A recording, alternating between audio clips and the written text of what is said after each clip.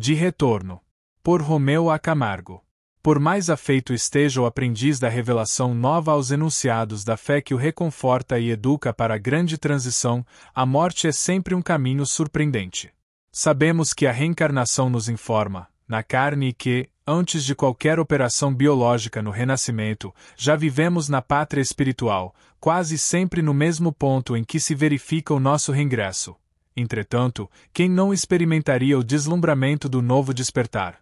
O pássaro encarcerado na gaiola, em escuro porão, por muitos e muitos anos, em se vendo inesperadamente libertado, contempla os quadros da natureza livre, estuante de imenso júbilo, como se o vento e o sol, o rio e o arvoredo lhe fossem preciosas descobertas. Em verdade, sentir-se-ia enfraquecido e incapaz de sem auxílio sustentar-se na floresta enorme, viciado, como se encontra, com o alpiste e o bebedouro diariamente colocados no artificial domicílio de arame. É o nosso caso. Por muito que nos disponhamos a encarar, face a face, as realidades da morte, atravessamos os pórticos da vida nova, de coração aos pulos e a passos vacilantes. A paisagem dos mundos felizes e a residência dos eleitos ficam ainda muito distantes. A visão pormenorizada de toda a existência humana no estado de liberdade de nosso corpo espiritual, quadro que mereceu de Busano apontamentos valiosos e especiais, começa por integrar-nos na posse de nós mesmos. Enquanto a caridade dos irmãos mais velhos nos auxilia à libertação da grade orgânica do mundo, a memória como que retira da câmara cerebral, às pressas, o conjunto das imagens que gravou em si mesma, durante a permanência na carne, a fim de incorporá-las, definitivamente, aos seus arquivos eternos. Sem a capacidade para definir o fenômeno introspectivo, devo apenas registrar a impressão de que a vida efetua um movimento de recuo, dentro de nós mesmos. Em pensamento, voltamos da hora derradeira do envoltório somático ao berço que nos viu ressurgir na terra e aí somos geralmente surpreendentes por extensa barragem de sombra, estabelecida pelo choque de retorno da alma às correntes da vida física, que raros espíritos desencarnados conseguem transpor de imediato. Para mim, igualmente, o obstáculo foi dificílimo. De peito e braços hirtos, embora os afeiçoados me certificassem do desprendimento, aflito, mas imóvel, assisti ao desenrolar de minha existência última, com todo o séquito de meus atos, palavras e pensamentos, como se a minha vida fosse uma película cinematográfica projetada, ao inverso, na tela de minha consciência. Tudo claro, eficiente e rápido. Atingido, porém, o instante exato em que reapareciam as horas da meninice, intraduzível turvação mental me absorveu o raciocínio. Debati-me, inquieto, buscando clarear as minhas reminiscências e precisar-lhes os contornos. No entanto, incoercível vacuidade me assaltou o pensamento expectante e caí num repouso inconsciente e profundo, qual trabalhador fatigado, após longo dia de estafante labor. Quando acordei, convenci-me de haver reconquistado o equilíbrio total. O leito-alvo, em amplo e bem arejado aposento, obrigou-me a refletir na hospitalização. Quis movimentar-me, mas não pude. Meu corpo me parecia chumbado ao lençol farto e macio. Tentei erguer as mãos, no gesto instintivo do enfermo que, ávido, procura a campainha de chamada.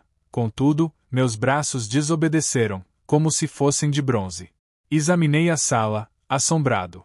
Enquanto as paredes se achavam revestidas de uma substância acetinada, de tom róseo, o teto arqueado exibia um painel de repousante beleza, do qual sobressaía um campo de lírios prateados e abertos, proporcionando a real sensação de vitalidade e perfume.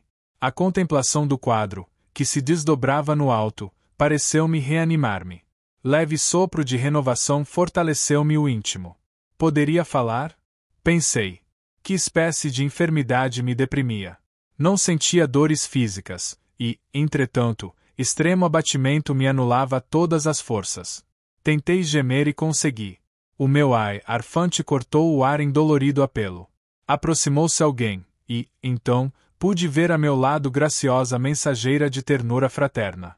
Indubitavelmente, seria uma colaboradora da enfermagem. Intrigou-me sua veste, estranha para mim, mas depressa não mais liguei a essa particularidade, inebriado pelo carinho espontâneo e pela bondade sem afetação com que passou a confortar-me. Acariciando-me a cabeça quase imóvel, chamou-me irmão e pronunciou palavras de estímulo que me aliviaram todo o ser.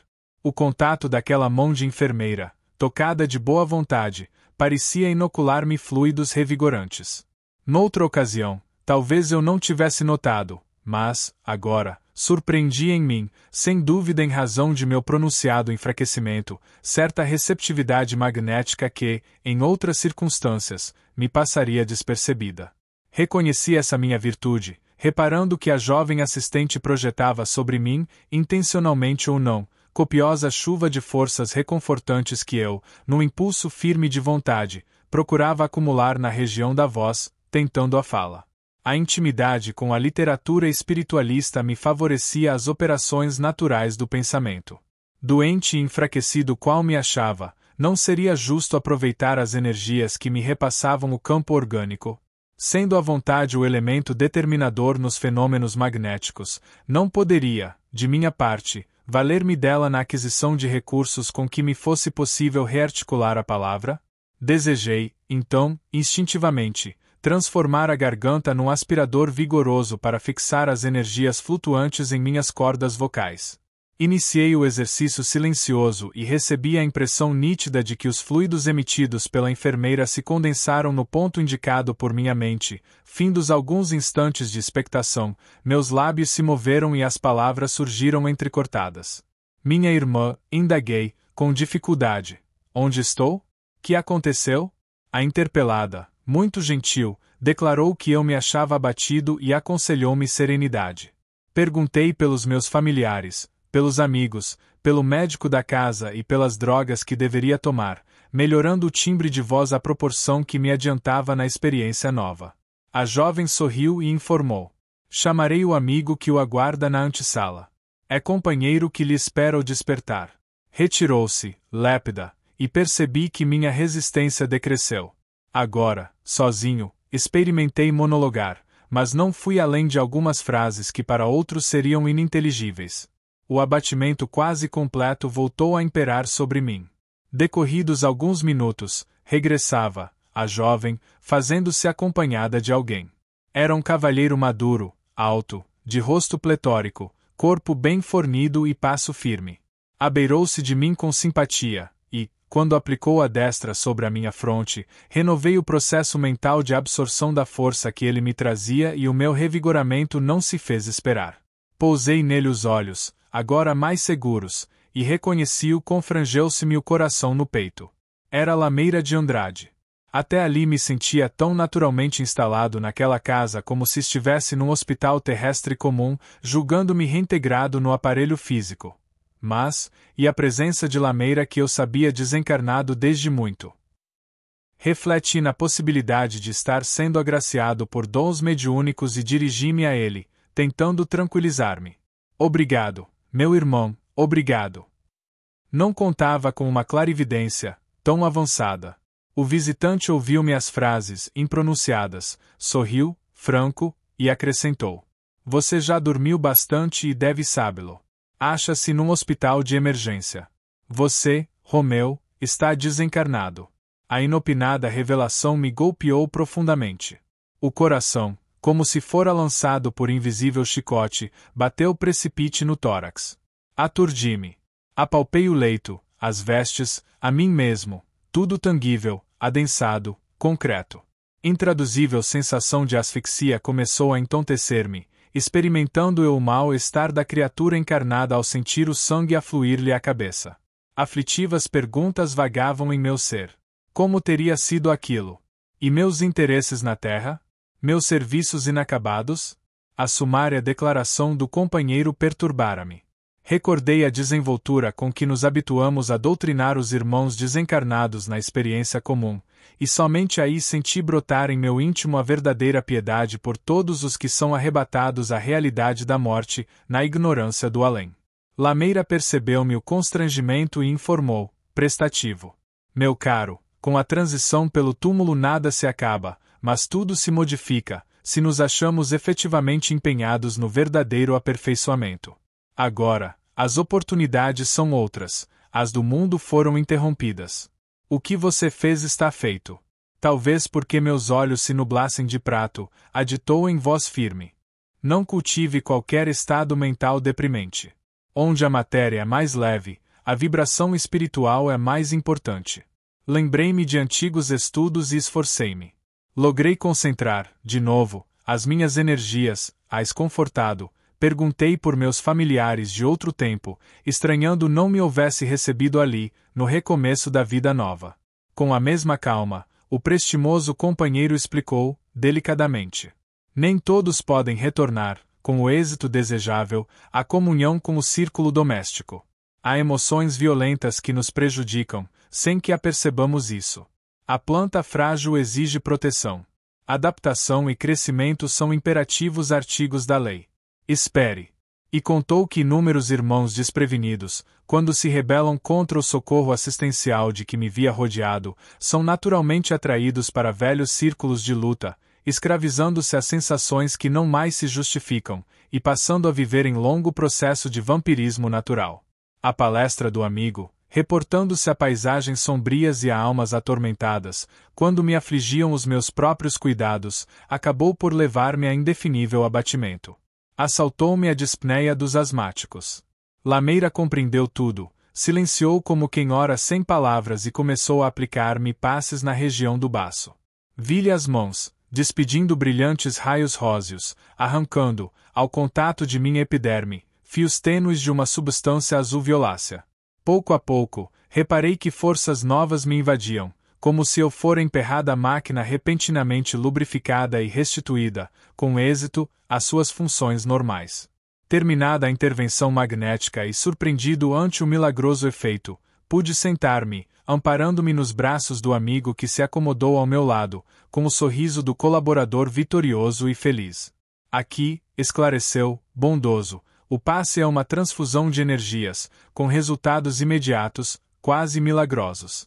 E porque eu indagasse sobre o tempo em que me cabia esperar a restauração plena, ponderou. Romeu, em nossas atividades comuns na Terra, clareamos a vida, mas somente por fora. Com a lâmpada sublime dos conhecimentos espiritualistas, da existência tiramos todos os proveitos, assim como o pomicultor avarento ou ignorante colhe os frutos da árvore sem lhe auscultar as necessidades e sem sequer uma nota de reconhecimento aos serviços que ela lhe presta, supondo-se o credor absoluto de suas vantagens preciosas. É assim, meu amigo, que desencarnamos. Tão plenos de confiança no céu, quanto vivíamos alvoroçados com as revelações na terra, mas vazios de espiritualidade santificante. Fez breve pausa, como se quisesse dar algum repouso à minha atenção, e prosseguiu. E por mostrarmos aqui o que realmente somos, basta às vezes não passamos de mendigos ou de cegos, com o poder de pronunciar lindas palavras, mas sem irradiar ondas de simpatia ou de edificação aos outros seres. Na esfera que deixamos para trás, usávamos o corpo denso quase sempre sem lhe analisar a grandeza. O coração, o cérebro, os pulmões, o fígado, o baço, os rins, sustentados por glândulas de recursos sutis, não vivem à mostra, no veículo que baldeamos no túmulo, como trapo velho, e, no entanto, desempenham funções básicas em nossa comunhão com os ensinamentos preciosos do plano carnal. Valemo-nos desses órgãos quase sem nenhuma consideração para com os reais benefícios que nos prestam. E, se algum dia nos recordamos deles, com frequência, quando destrambelham, irritados ou enfermos, geralmente por nossa própria culpa. Em muitas ocasiões, antes dos 40 anos de idade, no corpo físico, desequilibramos o aparelho circulatório, impondo-lhe comoções violentas da nossa cólera destrutiva, viciamos as células cerebrais com o provocar e manter pensamentos perturbadores, ulceramos o estômago, engurgitamos o fígado ou obstruímos os rins com alimentação imprópria ou com tóxicos vários, despendendo anos e anos em reparos do carro físico, os quais nem sempre se levam a termo por nos surpreender a morte antes do integral reajustamento. As elucidações pareciam impregnadas de virtudes calmantes para as minhas chagas mentais, porque, enquanto eu lhes dedicava a minha atenção, doce alívio me penetrava. Lameira interrompeu-se, fitou-me longamente, como se quisesse imprimir maior significação às palavras, modificou o tom de voz, prosseguindo, delicado. Imagine semelhante situação aplicada à nossa alma. Nosso corpo espiritual encerra também potentes núcleos de energia, que, entretanto, não vivem expostos à visão externa, qual acontece ao veículo de carne. São centros de força, destinados à absorção e à transmissão de poderes divinos, quando conseguimos harmonizá-los com as grandes leis da vida. Localizam-se nas regiões do cérebro, do coração, da laringe, do baço e do baixo ventre. Não importa que a ciência do mundo os desconheça por enquanto. O conhecimento humano avança por longos e pedregosos trilhos. A circulação do sangue e a nutrição das células só agora vão recebendo alguma claridade nas observações cotidianas, e os processos da geração constituem ainda quase um enigma para os investigadores da vida renascente. Não é de estranhar, portanto, que a inteligência mediana da Terra ainda ignore o profundo e complexo mecanismo da alma. Percebeu Lameira a imensa atenção com que lhe seguia as palavras, provavelmente condoído de minha prostração, acentuou. Aliás, quero esclarecer-lhe que, com esta minha minuciosa explicação, desejo apenas salientar que raramente desencarnamos em condições satisfatórias. À proporção que nos desenvolvemos em conhecimento, cresce nossa capacidade de pensar, e quem pensa gera determinadas forças e as irradia. Para estilo mais conciso, recorramos à simbologia, sempre valiosa em qualquer lição. Imaginemos o fruto verde e o fruto maduro. O primeiro denominar-se-á em longo estágio preparatório, elaborando a polpa, ainda sem expressão de utilidade. O segundo já se oferece pronto a quantos queiram aproveitar-lhe a carne a renovar-lhe as virtudes na sementeira, ou em benefício de seres inferiores que vivem na terra. A imagem é pálida e insuficiente, mas serve para confronto rudimentar. Enquanto a mente da criatura transita nas zonas selvagens, sob os fluidos condensados da carne, ou sem eles, não possui recursos de autoprojeção, em face do círculo restrito em que vibra. Mas, se nossa razão amadurece, o campo do pensamento se alarga à distância nossa influência individual. É natural que a força emitida nos alcance em primeiro lugar. Se o benfeitor é o primeiro a envolver-se nas irradiações do bem que produz, o homem incauto, que despede as negras correntes do mal, é também o primeiro a sofrer-lhes o efeito. Assim é que, muito especialmente depois da morte, temos nossa organização espiritual ligada às nossas próprias criações. Quase sempre, acordamos com os centros de força viciados pelos quadros mentais a que por muitos e muitos anos demos origem e sustento. As possibilidades de imaginar e de desejar aumentam-nos a responsabilidade. Somos, na Terra, dentro da esfera da razão, frutos amadurecidos que, sem proveito integral para os demais, em vista de nossa constante fuga ao trabalho, nos intoxicamos, dando pasto a elementos viciosos que deveríamos reconhecer incompatíveis com a nossa atual posição. Dispondo de tantos recursos de serviço, sem a devida aplicação, assemelhamo-nos também, de algum modo, ao poço de águas estagnadas, que desenvolve micro-organismos prejudiciais, ao invés de semear benefícios, e somos habitualmente surpreendidos pela morte nessa inconveniente situação. Os grandes ensinamentos das religiões são fórmulas que, aplicadas nas experiências de cada dia, operam a higiene e a iluminação de nossa alma, rumo aos degraus superiores. Todavia, enquanto permanecemos no corpo, infinita é a nossa distorção. Invariavelmente dispostos a ensinar o bom caminho aos outros, dele nos afastamos, sempre que a virtude nos peça algo contra os nossos desejos. Valendo-me da pausa natural de sua palavra carinhosa e fluente, arrisquei. Quer dizer então que... Lameira não me deixou terminar. Tornando a frase convincente, esclareceu. Quer dizer que para cá voltamos à semelhança de máquinas desarranjadas à oficina. Vícios do pensamento, inclinações nocivas não combatidas, desequilíbrios nervosos não extintos, sentimentos de culpa manifestos, hábitos deprimentes, impulsos não educados, excessivo apego a objetos, situações e paisagens materiais ainda arraigados, acidentes íntimos de mágoa, ou de revolta, paixões ocultas, e verdadeira mole de outros fenômenos corruptores do sentimento, nos obrigam a lamentável demora na viagem, constrangendo-nos à perda de muito tempo que poderia ser utilizado em nossa própria ascensão. Notando-me a expressão de amargura no olhar inquiridor, prosseguiu, comovido. Não acredite seja você o único a experimentar as dificuldades do ressurgimento. Lutei muito, por minha vez, e ainda me encontro em reajuste, satisfazendo certos compromissos que, desprevenido, assumi. Somos extensa fileira de trabalhadores em transição. Nem na extrema vanguarda, nem de todo para trás. Muitíssimos anos exige a obra da restauração, e nem poderia ser de outro modo.